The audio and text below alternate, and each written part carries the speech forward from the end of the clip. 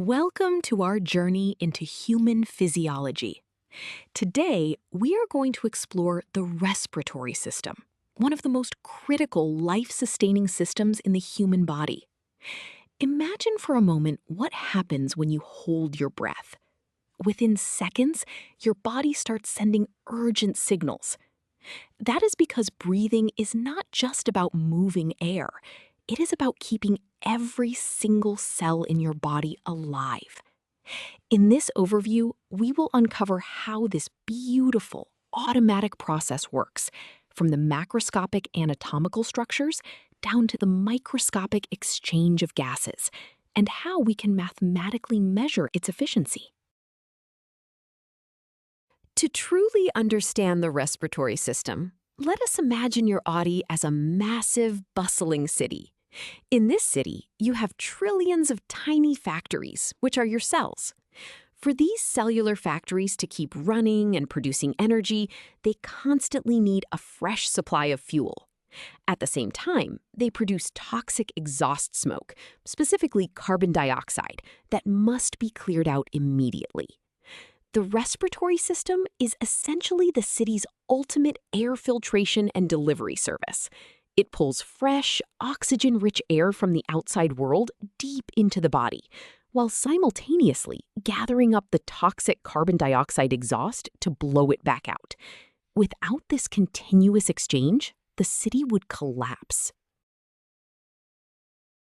Now that we see the body as a city, we might wonder why these cellular factories are so absolutely dependent on this continuous supply of oxygen.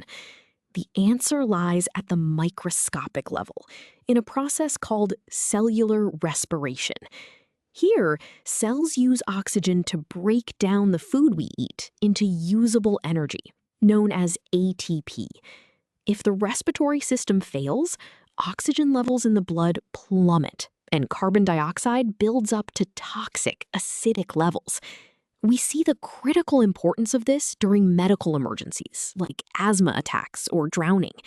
A failure here means the brain and heart will suffer irreversible damage within just 4 to 6 minutes.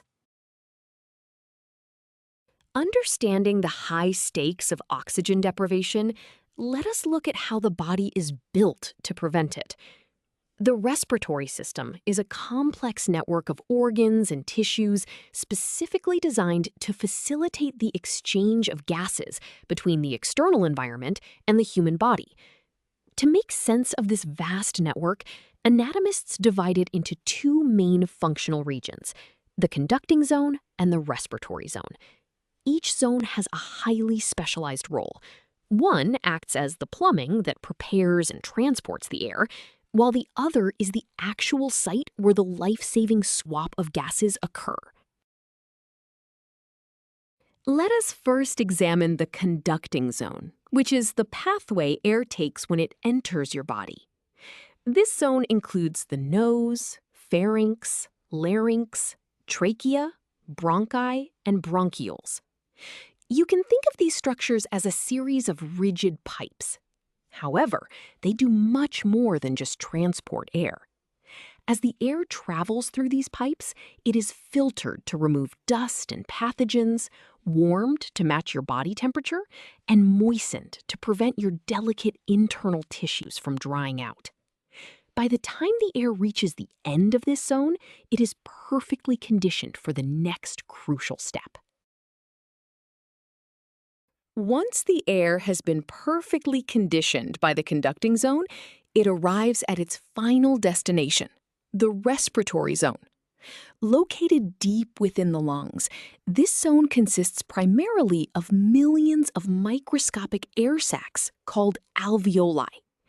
These alveoli are surrounded by a dense network of blood vessels and feature incredibly thin membranes. It is across these delicate membranes that the actual magic happens.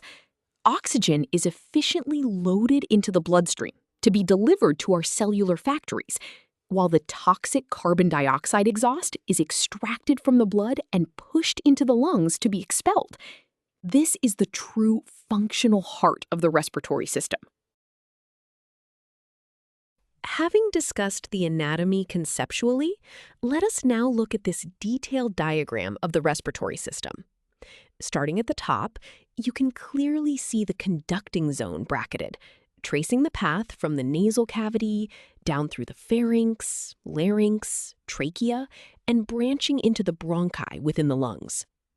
Notice the diaphragm at the bottom, the muscle that drives breathing. Now, look at the magnified circular inset on the right. This highlights the respiratory zone. You can see the grape-like clusters of alveoli wrapped tightly in a capillary network. The arrows clearly show oxygen entering the blood and carbon dioxide leaving it, perfectly illustrating the gas exchange we just discussed.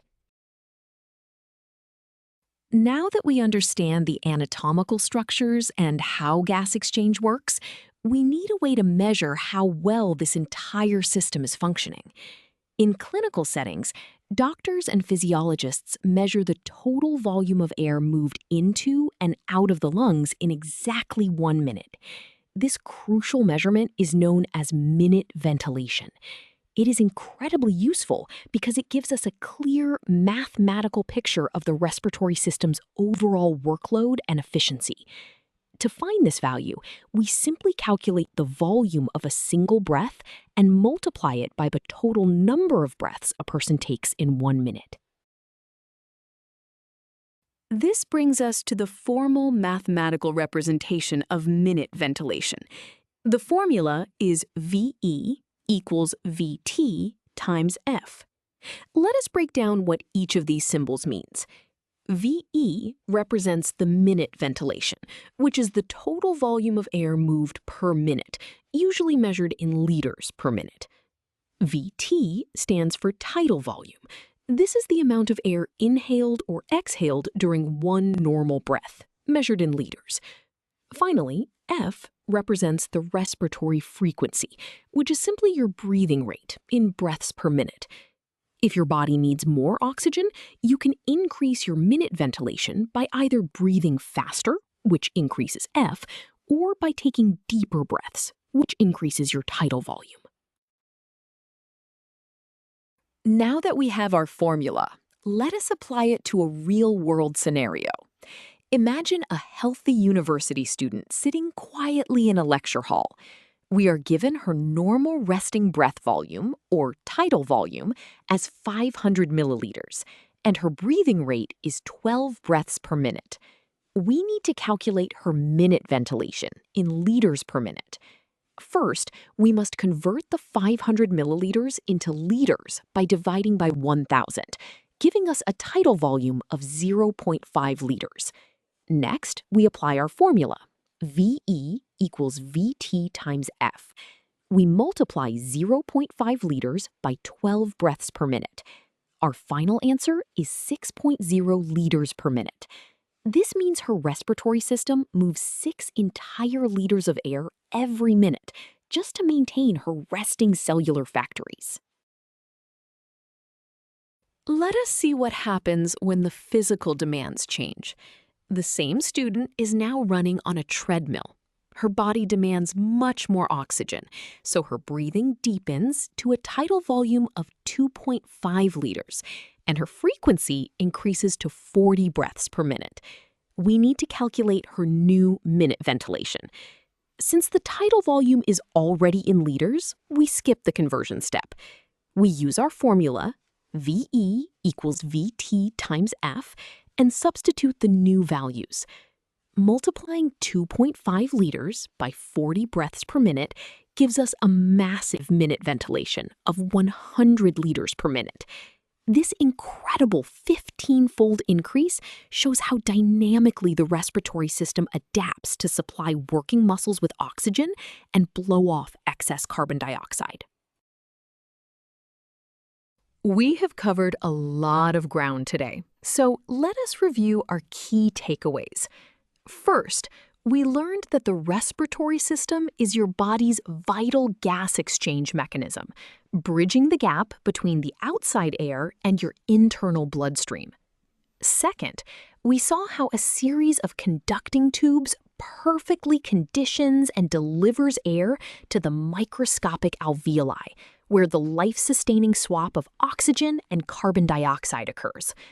Finally, we used the minute ventilation formula to mathematically prove how the system perfectly matches the body's ever-changing energy demands by adjusting the depth and speed of breathing. You now have a solid foundation for understanding human respiration.